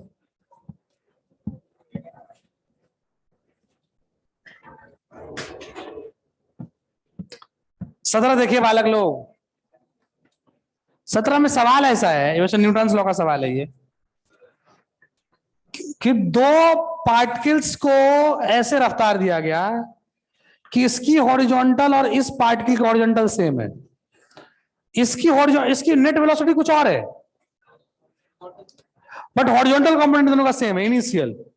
अब मान लो कि इसकी रफ्तार 10 मीटर पर सेकेंड थी, तो इसकी भी कितनी होगी? अरे होगी नहीं होगी? सोच के देख, जब ये पार्टिकल यहां कहीं होगा, क्या नॉर्मल ऐसे लग रहा होगा? क्या नॉर्मल का एक कंपोनेंट हॉरिजॉन्टल आएगा? यहां से लेकर यहां तक एक्सेलरेशन राइट साइड है कि लेफ्ट साइड है? अरे नॉर्मल का कंपोनेंट राइट है कि लेफ्ट है? तो ये इस रफ्तार को बढ़ाएगा घटाएगा? पक्की बात है कि यहां से यहां तक रफ्तार बढ़ेगा। मान लो कि 20 हो गया, कितना हो गया? ये ऊपर वाला हमेशा 10 से जा रहा था, ये पार्टिकल 10 और 20 के बीच में है, क्या इस यहां से लेके यहां तक हमेशा 10 से ज्यादा रहा? जब इधर आओगे तो क्या ऐसे आएगा नॉर्मल? अब ये रफ्तार बढ़ाया घटाएगा? बट लॉजिक देखो, इसका हाइट सेम है, तो यहां की एनर्जी सेम रखनी है, तो जो रफ्तार यहां थी क्या वही रफ्तार यहां होगी? 20 से यहां से चला तो क्या फिर से 10 हो जाएगा? फिर से इस पूरे रास्ते में रफ्तार 10 से ज्यादा है कम है? ज्यादा है जी। 10 से बढ़ते बढ़ते 20 हुआ, और 20 से घटते घटते 10 हुआ। पूरे रास्ते में रफ्तार हमेशा 10 से ज्यादा रहा। इस वाले पार्टिकल का हॉरिजॉन्टल में हमेशा 10 से ज्यादा रहा, और वो हमेशा 10 रहा, और हॉरिजॉन्टल का डिस्प्लेसमेंट दोनों का सेम है। तो जिसका रफ्तार ज्यादा हो जल्दी पहुंचेगा। कौन जल्दी पहुंचेगा? नीचे वाला ऊपर वाला? इसलिए नीचे वाला रेस जीत जाएगा, उसका टाइम कम होगा नीचे वाले का। अब देख लो पी क्यू कौन सा है, पी का टाइम कम होगा, ए आंसर। 18 19 डाउट है। आप लास्ट पार्टिकल का वी नॉट रफ्तार है, तो उसका ओमेगा निकाल लो, V0/3L हो जाएगा ना, V0 अब ओमेगा तो सबका सेम होगा।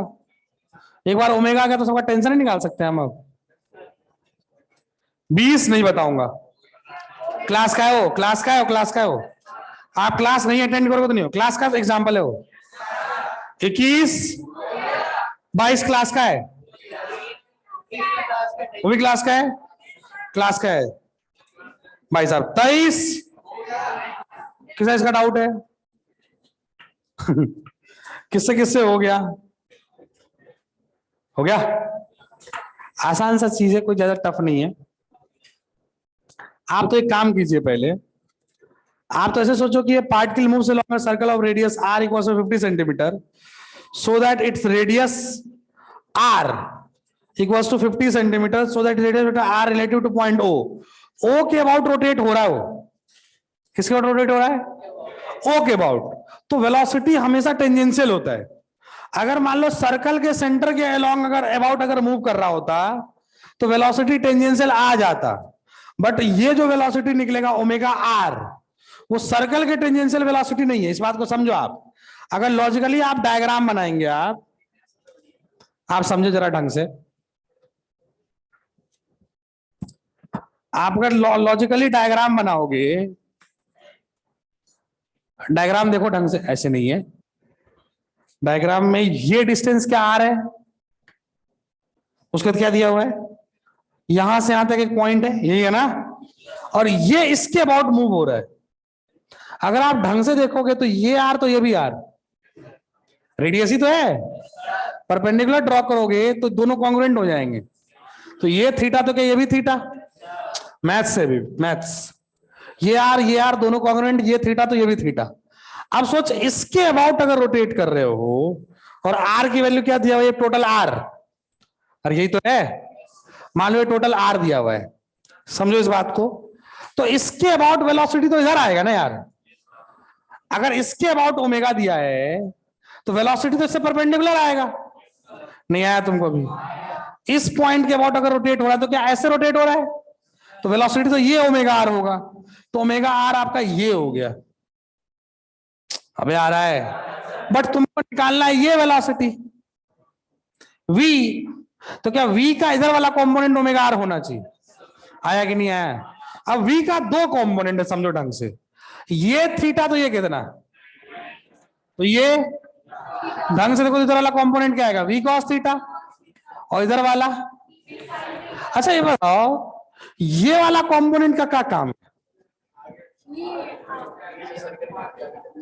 अगर मान लो कि यहां से आप किसी बॉडी को देख रहे हो और इसकी रफ्तार इधर है, इसकी एक कंपोनेंट इधर आएगी, एक कंपोनेंट इधर आएगी, ये कंपोनेंट क्या करेगा, क्या तुमसे दूरी बढ़ाएगा, और ये कंपोनेंट क्या गोल गोल घुमाएगा। तो मेरे हिसाब से जो v sin थीटा है, this v sin theta equals to dr by dt, rate of change of this distance, अरे है कि नहीं है। और ये क्या बताएगा आपको, का डायरेक्शन बताएगा कि नहीं, हाँ बोलो, नहीं दिख रहा है, पहले इसको लिखो, ये भी एक समस्या है, सर दिख नहीं रहा है,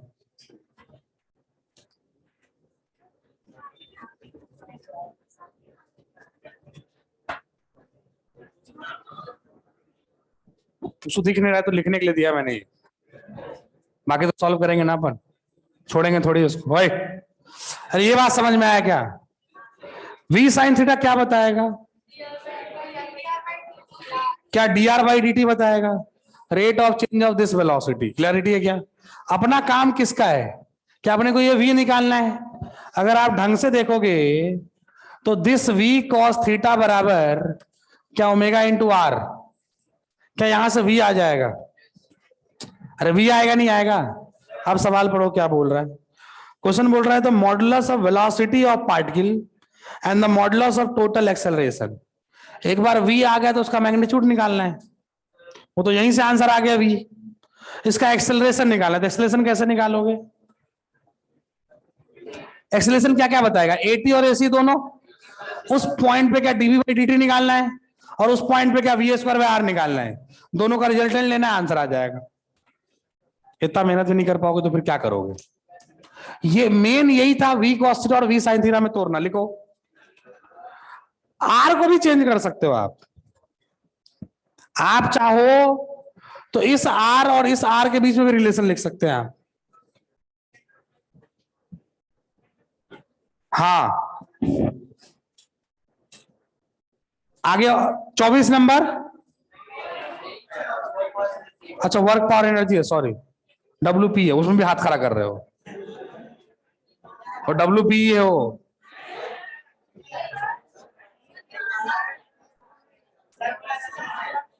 क्वेश्चन नंबर 24, मेरे पास तो WP है भाई, मॉड्यूल दिखाओ 24 नंबर में, बट ये सवाल सर्कुलर का है यार, उसने हेडिंग गलत डाल रखा है किसे, ओए बेटा वो सर्कुलर का है, वो सर्कुलर का अपन करेंगे 24 नंबर, डाउट है बताएगा मैं, बताएगा डोंट वरी, बताएगा मैं, हाँ वर्क पावर अगला सेक्शन है, ओए प्लीज बातें नहीं यार। अब मुझे एक बात बताओ, सुनना मेरे, आपसे पूछा है small hoop of mass m is given initial, वो रिंग वाला सवाल कराया था क्या आपको, रिंग वाला कराया था ना, वैसे ही सवाल है, सुनो मेरी बात, हॉरिजॉन्टल वेलोसिटी v नॉट है, कोएफिशिएंट ऑफ फ्रिक्शन म्यू है, the tangential acceleration of hoop immediately after release is. आपसे पूछा है टेंजेंशियल एक्सेलरेशन, आपसे पूछा है at, क्या पूछा है? अब समझो इस बात को, at कैसे निकाले? at कौन प्रोवाइड करेगा? क्या फ्रिक्शन? अरे कौन प्रोवाइड करेगा? और फ्रिक्शन कहां से आएगा? नॉर्मल से। अच्छा नॉर्मल कहां से आएगा? एम ओमेगा स्क्वायर आर या M V square by R. अगर एक पार्टिकल सर्कुलर में घूम रहा है, एक रिंग है मान लो, तो अंदर की तरफ क्या लग रहा होगा? नॉर्मल। तो आप एन इक्वल्स टू क्या लिखोगे? M V square by R लिखो, एन बराबर M V square by R, फटाफट लिखिए। किस इसका डाउट था? एन बराबर M V square by are.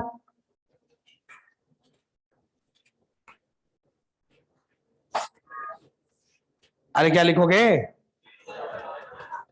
अब देखो ग्रेविटी फ्री स्पेस है कि नहीं? नहीं है क्या? फिर एन का वैल्यू चेंज होगा। अपन ने जो रिंग लिया था वो ग्रेविटी फ्री स्पेस में लिया था, क्या वहां पे एमजी लग रहा था? नहीं लग रहा था। आप समझो इस बात को, तो फिर कराना पड़ेगा तो यार, मेरे को लगा क्लास का नोट्स का ओरली हो जाए।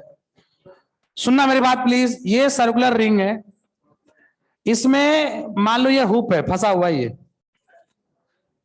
बेटा सुन इधर, ये इधर की तरफ मूव कर रहा है ऐसे। आप तो सोचो कि ये मान लो रिंग है, मतलब ये हुप है और ये एक सर्कुलर पाथ में फंसा हुआ है अंदर और ऐसे मूव कर रहा है। समझना होगा, ये जैसे जैसे ऐसे चलेगा वो, इस पे एक तो नीचे एमजी लग रहा होगा, अरे लग रहा होगा, लग रहा होगा, और एक फोर्स इधर लग रहा होगा अंदर की तरफ, M V square by R. तो नेट नॉर्मल हो गया इस दोनों का रिजल्टेंट। अगर ग्रेविटी फ्री स्पेस होता तो सीधा सीधा लिख सकते हम थे, M V square by R लिख सकते थे। ग्रेविटी फ्री स्पेस है नहीं, तो नेट नॉर्मल क्या लिखोगे आप? रूट अंडर एम जी का स्क्वायर प्लस क्या M V naught square by क्या आर। सेंटर के तरफ लग गया इसके पास क्या ए सी, और नीचे क्या लग रहा है एम जी। अभी तो नॉर्मल निकाला है बस हमने। अच्छा इसका स्क्वायर नहीं करा क्या? स्क्वायर, ठीक। अब अगर नॉर्मल आ गया, फ्रिक्शन क्या होगा बोलो? फ्रिक्शन इक्वल्स टू क्या? Mu into N. इसको उठा के यहां पटकोगे, अब फ्रिक्शन का टेंजेंशियल एक्सेलरेशन प्रोवाइड करेगा, तो क्या लिखोगे इसको? एम इंटू एटी बराबर क्या? Mu into N. क्या यहां से एटी आ जाएगा? खत्म। कुछ दिख रहा है, एम कट जाएगा यहां से और म्यू लग जाएगा। नॉर्मल फ्रिक्शन समझाओ। आप समझो ये पार्टिकल अगर ऐसे है तो इसका नीचे एमजी लग रहा है कि नहीं लग रहा है? कौन बैलेंस करेगा? क्या नॉर्मल का एक कंपोनेंट ऊपर लग रहा होगा? कांटेक्ट तो होगा ही ना। अगर ग्रेविटी फ्री स्पेस होता तो कांटेक्ट नहीं होता। हाँ वो रिंग टाइप का है वो। कांटेक्ट होना और प्रेशर बढ़ना अलग बात है, उसको बैलेंस किधर करना है? फोर्स पहले समझो ना। इधर नीचे से लगेगा तो किसको बैलेंस करेगा? फोर्स को। अगर मान लो ये सर्कुलर मोशन में जा रहा है तो सेंटर की तरफ एक फोर्स चाहिए, वो कौन प्रोवाइड करेगा? नॉर्मल। दूसरा नीचे एमजी लग रहा है, उसको कौन बैलेंस करेगा? नॉर्मल। तो नॉर्मल के दो कंपोनेंट, एक इधर एक ऊपर। अबे आ रहा है, तो नेट नॉर्मल कुछ इंक्लाइन पे लग रहा होगा। अबे बहुत टाइम हो गया यार आज। अगली क्लास किसी एसकेएम सर की। एक काम करो, क्या अपन ने बहुत 4-5 सवाल और बच रहे हैं इसके, आप प्लीज ओए करना। अभी अभी की दूसरी क्लास है, सुनो मेरी बात, और फिर से समझा रहा हूं प्लीज। मैं समझ सकता हूं थोड़ा क्या इंटीग्रेशन वाला पार्ट था, तुमको थोड़ा टफ लगा, बट ये हरकत अब रिपीट नहीं होना चाहिए, गलती से भी नहीं। समझ रहे हो? समझ रहे हो? वैसे देख लो, अच्छा होगा सफलिंग हो जाए, बड़ा अच्छा रहेगा, वो वी नोट बन जाए तो अच्छा रहे, बट ये हरकत अब रिपीट गलती से नहीं होना चाहिए। अब